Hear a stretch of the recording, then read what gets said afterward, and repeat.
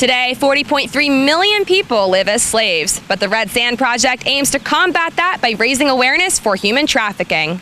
The National Federation of Women's Legislatures holds the Red Sand Project in Georgetown for the first time this year to coincide with National Children's Day. This helps tell the untold story of those affected by human trafficking, particularly children.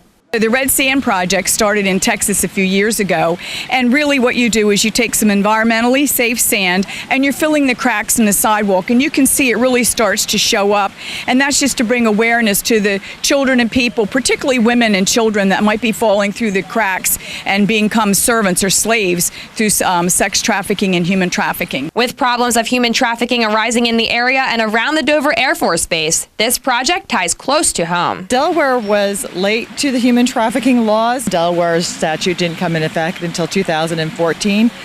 So this project is great to continue to raise the awareness of the human trafficking problem in the state of Delaware and throughout the United States. It's an area of where migrants have come to this state, both legally and illegally, are a problem, and they're used and abused by the system and by people who would do them harm. Toronto notes that it's important to use the tools available to monitor the financial service industry and track down and save some of the victims. On our part is to let these young victims know that they can reach out to the police department. A lot of times they make these victims feel like they're going to be in trouble because they're runaways, things like that.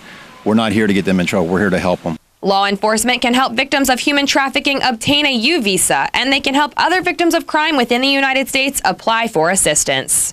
The Red Sand Project is expanding across the country to save the overlooked populations from slipping through the cracks.